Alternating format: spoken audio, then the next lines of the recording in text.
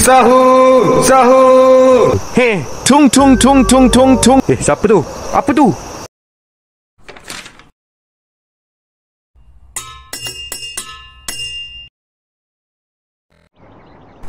Alhamdulillah kenyang dah.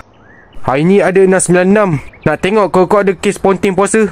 Okey, bersama saya Hamdi dalam rancangan 696. Kau kira tempat biasa, rupanya tempat ponting puasa.